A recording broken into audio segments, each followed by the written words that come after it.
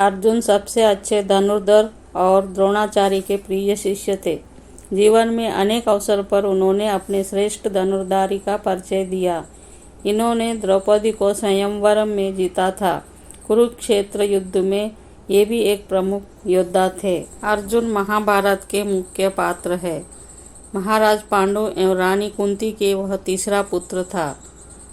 द्रोणाचार्य का शिष्य था। जीवन में अनेक अवसरों पर उसने इसका परिचय दिया था। अर्जुन को धनुर्विद्या में विशेष दक्षता थी। एकलव्य के बाद वे संसार के सर्वश्रेष्ठ धनुर्धर माने जाते हैं। एक बार तो गुरु द्रोणाचार्य ने सभी पांडु पुत्रों की परीक्षा ली थी। उन्हें पेड़ पर बैठी चिड़िया की आंख को निशाना बनाना था। इस परीक्षा में अर्जुन ही सफल रहे। उनमें जो एकाग्रता थी वह किसी में नहीं थी। एक बार तो नदी में स्नान कर रहे द्रोणाचार्य के पैर को एक मगरमच्छ ने पकड़ लिया था। गुरु द्रोण अपनी रक्षा के लिए चिल्लाने लगे। ऐसे में अर्जुन ने 5 बाण चलाकर मगरमच्छ को मार डाला। गुरु ने अर्जुन के इस कौशल से गदगद होकर उन्हें पृथ्वी का महान धनुर्धर होने का आशीर्वाद दे डाला। अर्जुन ने अपनी धनुर्विद्या से शिवजी को प्रसन्न कर दिव्यास्त्र भी प्राप्त किए थे। अर्जुन महान गुरु भक्त भी थे।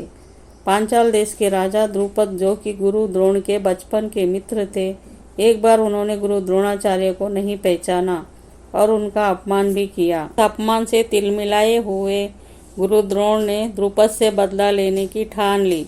कौरवों और पांडवों की शिक्षा पूरी होने के उपरांत गुरु द्रोण ने कहा, पांचाल नरेश द्रुपद को कौन पकड़कर मेरे सामने ला खड़ा करेगा?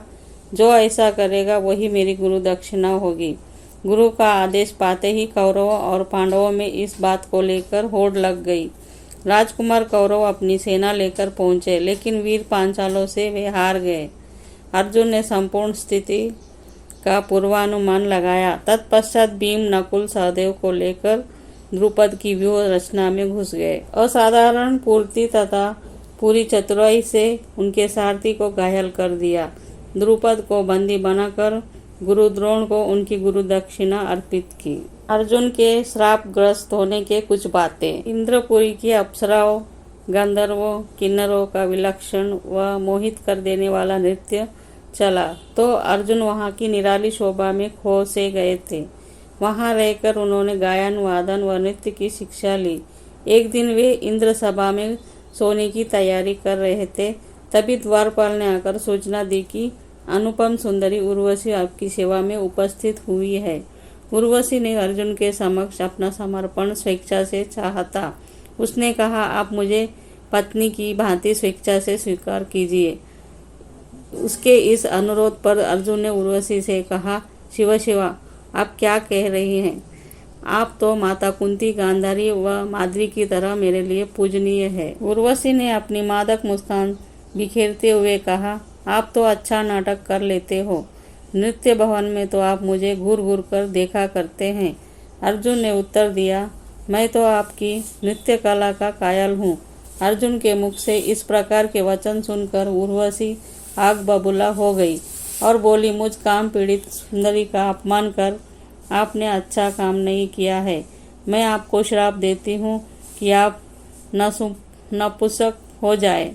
श्रापग्रस्त अर्जुन अपनी समस्या लेकर गंधर्वराज चित्रसेन और इंद्र के पास गए, क्योंकि इंद्र तथा चित्रसेन ने ही उसे अर्जुन के पास भेजा था। इंद्र ने इसका समाधान किया कि 1 वर्ष तक तो तुम्हें भोगना ही होगा।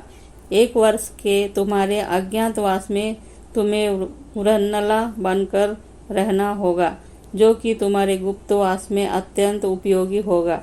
13वें वर्ष के अज्ञातवास में यही नपुंसकता तुम्हारे काम आएगी। वनवास का 12वां वर्ष पूर्ण हो चला था। 13वां वर्ष अज्ञातवास का था। इस अवधि में युधिष्ठिर ने कंक का, भीम ने रसोइये का, द्रौपदी ने सैरंध्री तथा विराट की पटरानी की सेविका का, नकुल और सहदेव ने ग्वालों का, अर्जुन ने स्त्री वेश में वृन्नला का रूप धारण किया। विजयनगर के राजा रानी ने वृन्नला अर्जुन का गायन, वादन, नृत्य देखा तो उन्होंने अपनी बेटी उत्तरा को नृत्य सिखाने हेतु अर्जुन को नियुक्त किया। इधर दिन महीने बीतते गए। 1 वर्ष पूर्ण होने को था। द्रौपदी यानी सैरंध्री पर कुदृष्टि डालने वाले विराटनगर के बलवान सेनापति कीचक की मृत्यु हो गई थी। कीचक वध और सैरंध्री सुंदरी का वृत्तांत सुनकर दुर्योधन के मन में यह संदेह हो चला था कि हो न हो वहाँ 5 पांडव है। उसने त्रिगत के राजा सुशर्मा और कर्ण को राजा विराट को पकड़ लाने हेतु भेजा। इधर विराटनगर के राजा की अनुपस्थिति में उनके पुत्र उत्तर पर कौरवों की सेना का आक्रमण हुआ। भीम, नकुल, सहदेव, युधिष्ठिर सब वीरता पूर्वक लड़े। वृणला बने अर्जुन का शाप निष्प्रभावी हो चला था। अर्जुन के अतुलनीय तेज पराक्रम के आगे कौरवों की सेना पराजित हुई। विराटनगर के राजा की विजय हुई। अंत में पांडवों का भेद खुला तो राजा विराट ने उन्हें अपार धन संपदा देकर उनका सम्मान किया। राजकुमारी उत्तरा का विवाह अर्जुन से प्रस्तावित किया तो अर्जुन ने उसे अभिमन्यु के लिए स्वीकृत किया। इस तरह पराक्रमी अर्जुन ने अपना पराक्रम दिखाकर राजा विराट को प्रभावित किया। अर्जुन के सखा गुरु कृष्ण, अर्जुन भगवान श्री कृष्ण के प्रिय सखा थे। व्यवहारिक दृष्टि से अर्जुन के साथ भगवान कृष्ण का संबंध सभी स्थलों पर बराबरी का था। खाने पीने, सोने, आने जाने में सभी जगह पर भगवान उससे बराबरी का बर्ताव करते थे। श्री कृष्ण साक्षात नारायण हैं। अर्जुन नर कहे गए हैं। ये नारायण और नर दोनों रूपों में प्रकट एक ही सत्व है। अर्जुन के प्रति भगवान का कितना प्रेम था यह इस बात से पता लग जाएगा कि वन विहार, जल विहार, राज दरबार, यज्ञ, अनुष्ठान आदि में भगवान श्री कृष्ण प्रायः अर्जुन के साथ देखे जाते हैं। श्री कृष्ण और अर्जुन का विलक्षण प्रेम है। श्री कृष्ण ने अर्जुन से कहा, हे अर्जुन, तुम मेरे हो और मैं तुम्हारा ही हूँ। अर्थात जो कुछ है उस पर तुम्हारा अधिकार है। जो तुमसे शत्रुता रखता है वह मेरा भी शत्रु है। जो तुम्हारा साथ देने वाला है वह मेरा भी है। युद्ध में भगवान श्री कृष्ण ने अपनी मोहिनी शक्ति से कर्ण के बाणों से अर्जुन को मरने से बचाया भी। दुर्योधन ने तो अर्जुन को कृष्ण की आत्मा और कृष्ण को अर्जुन की आत्मा कहा है। श्री कृष्ण अर्जुन के लिए अपना सर्वस्व त्याग कर सकते हैं। इसी प्रकार अर्जुन भी श्री कृष्ण के लिए अपने प्राणों का परित्याग कर सकते हैं। श्री कृष्ण और अर्जुन की आदर्श प्रीति के बहुत से उदाहरण हैं। अर्जुन के इस विलक्षण प्रेम का ही प्रभाव है जिसके कारण भगवान को गुण से गुण ज्ञान को अर्जुन के सामने खोल देना पड़ा। इस प्रेम का प्रताप है कि परम धाम में भी अर्जुन को भगवान की अत्यंत दुर्लभ सेवा का सौभाग्य प्राप्त हुआ, जिसके लिए बड़े बड़े ब्रह्मवादी महापुरुष भी ललचाते रहते हैं। दिव्य शरीर वाले श्री कृष्ण के गीता तत्व को समझने के लिए अर्जुन सरीखे इंद्रिय यानी ग्रही, महान त्यागी, विलक्षण ज्ञानी, विशेषकर भगवान के परम प्रिय सखा, सेवक और शिष्य को इस परम फल का प्राप्त होना सर्वथा उचित ही है।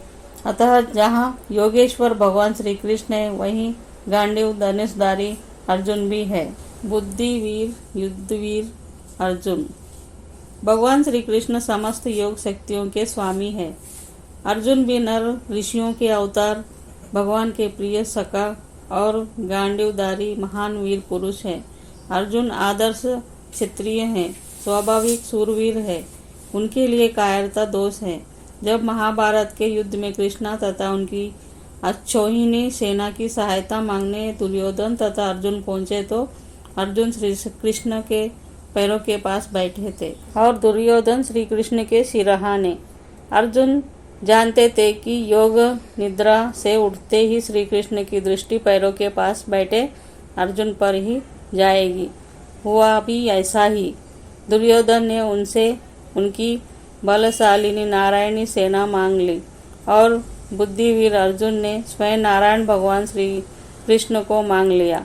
दुर्योधन प्रसन्नचित्त होकर हस्तिनापुर लौटे। इसके बाद जब श्री कृष्ण ने अर्जुन से प्रश्न किया, अर्जुन, मैं युद्ध नहीं करूँगा, तब तुमने क्या समझकर नारायणी सेना को छोड़ दिया और मुझे स्वीकार किया? अर्जुन ने कहा, भगवान, आप अकेले ही सबका नाश करने में समर्थ है, तब मैं सेना लेकर क्या करता? आप मेरे सारथी बने। सारथी बनने के बाद युद्ध आरंभ के समय कुरुक्षेत्र में कर्म का दिव्य संदेश श्री कृष्ण ने समझाया। महाभारत का युद्ध 18 दिन तक चलता रहा। इन 18 दिनों में युद्ध में अर्जुन ने अपनी बाणों और दिव्यास्त्रों का चमत्कार दिखाया। उन्होंने गांधारी के पुत्र समसप्तकगण, जयद्रथ, कृतावर्मा, सुदक्षिणा, वीर श्रुतायुध, अच्युताओ, नियताओ, दीर्घायु और आम्बष्ट आदि को मार डाला। इन लोगों ने अर्जुन के पुत्र अभिमन्यु की चक्रव्यूह रचना में हत्या कर डाली थी। द्रोण पुत्र अश्वत्थामा को गुरुपुत्र होने के कारण नहीं मारा। कर्ण और अर्जुन के बीच निर्णायक युद्ध हुआ, जिसमें दोनों ने ही दिव्यास्त्रों का प्रयोग किया। अचानक कर्ण के रथ का पहिया कीचड़ में फंस गया। कर्ण उसे निकाल पाते तभी अर्जुन ने कृष्ण के कहे अनुसार कर्ण का वध कर डाला। कर्ण की मृत्यु के बाद कौरवों की सेना में बचे सत्यवर्मा, सत्यपु, सुशर्मा तथा उनके 45 पुत्रों को भी यमलोक पहुंचा दिया। कौरवों की बची सेना का सफाया भी अर्जुन और भीम ने किया। पांडवों की विजय के बाद उनके 36 वर्षों के शासनकाल में अर्जुन ने युधिष्ठिर का पूरा साथ दिया। अपने प्राण सखा कृष्ण के परलोक प्रयाण के बाद अर्जुन का बल संभवतः उन्हीं के साथ चला गया था।